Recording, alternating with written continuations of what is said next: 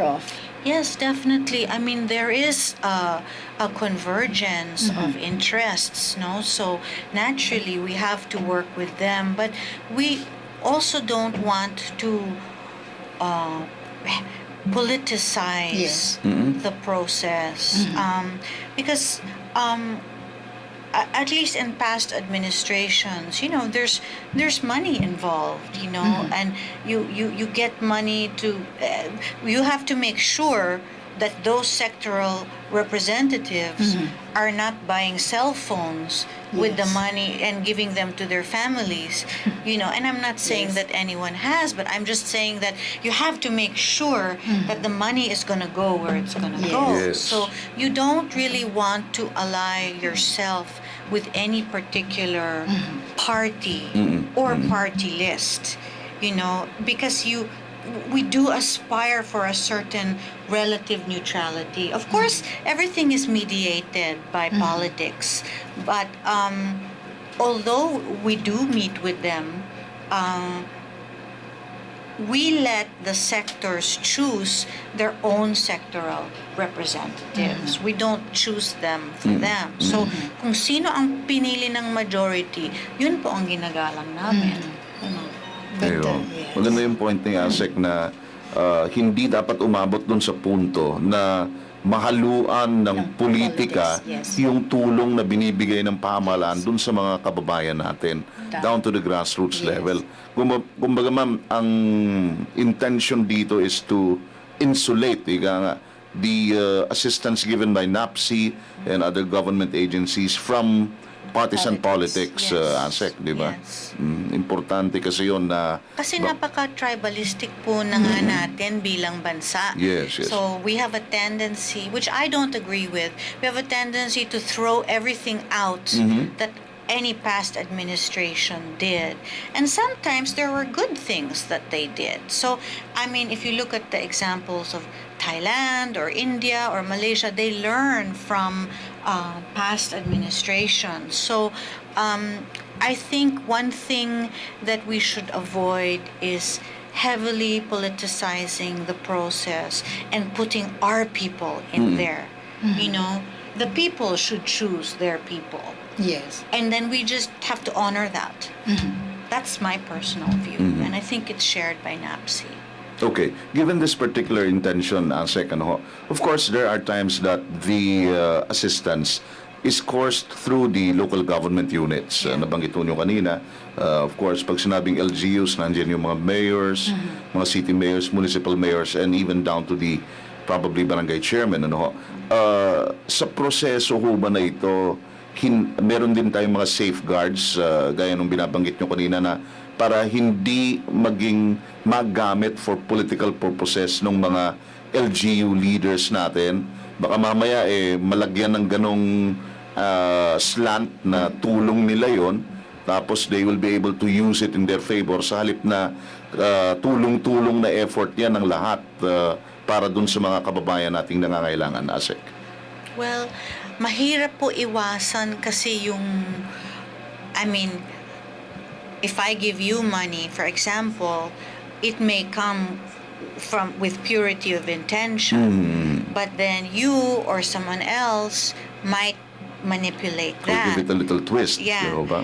there's a spin to everything in life, and the spin is filtered by language, diba? So it's hard to control it, but the main thing is, as long as you're aware of it, you can't be naive, when you go into this process. I mean, you're talking about large sums of money, and the majority of the people have purity of intention. So you just have to be very, very vigilant.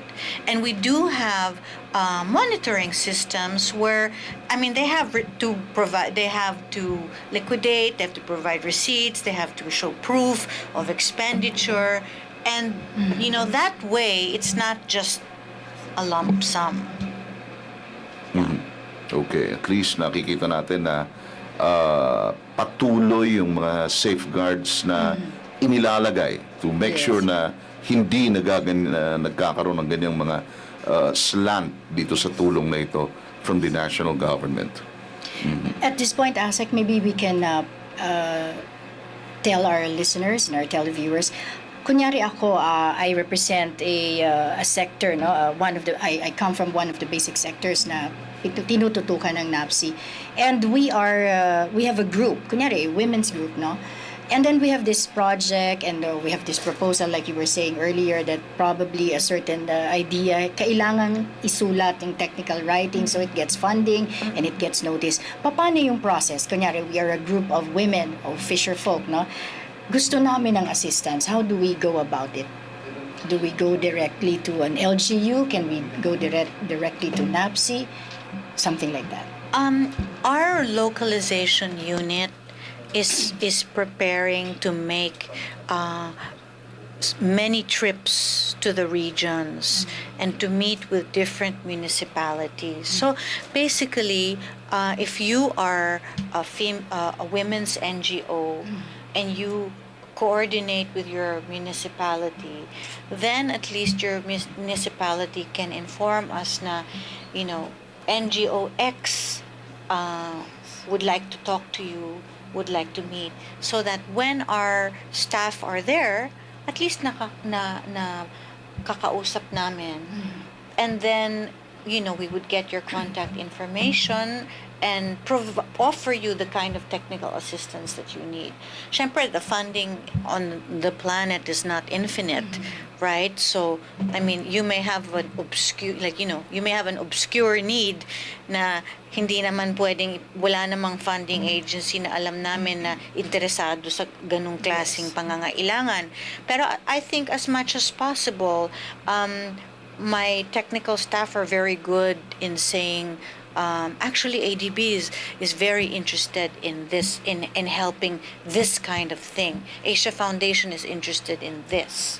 UNDP is interested in that. So I think that if NGOs coordinate with their municipalities, that's pretty much hopefully the process of communication from the municipality to us is seamless, but that's pretty much all they would have to do. Yeah. Okay. At we barely have about 2.5 minutes to go sa ating pong paglilingkod bayan.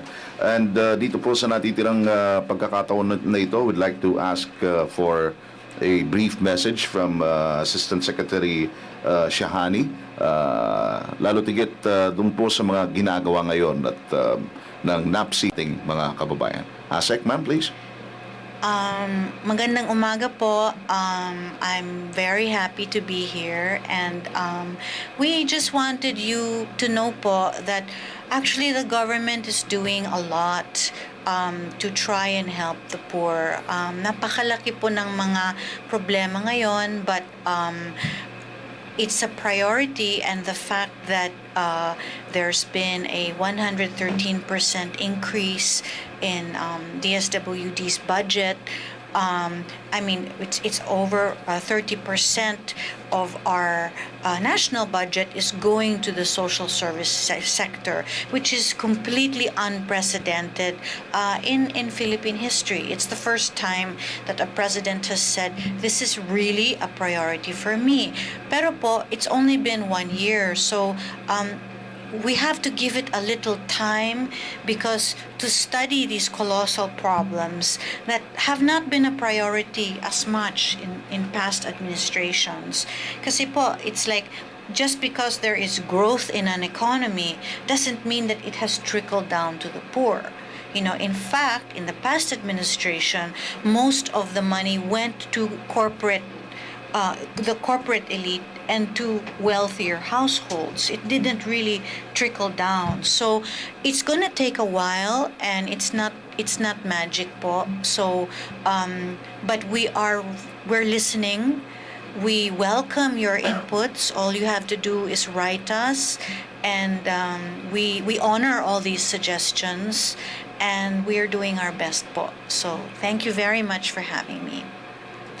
Thank you very much, Asec Shahani. It has been a very fruitful morning, and I've enjoyed staying and listening to you, and very enlightening po yung ating pag-uusap ngayon dito sa Talking Points. At sa ating pong mga tagapakinig at taga-subaybay, palagi po ninyo kaming samahan dito sa Talking Points. Ito po si Maju Ramos. Maraming salamat po sa inyong lahat.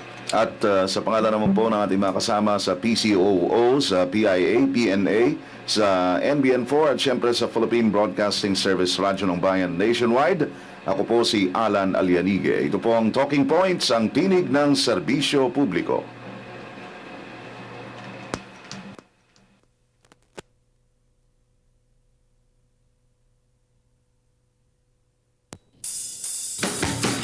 Philippine Broadcasting Service, Radyo ng Bayan, Nationwide, sa Metro Manila, DZRB, Radyo ng Bayan, DZSR Sports Radio, DZRM, Radyo Magazine, DWBR-FM Business Radio, at Overseas Radio, Radyo Pilipinas.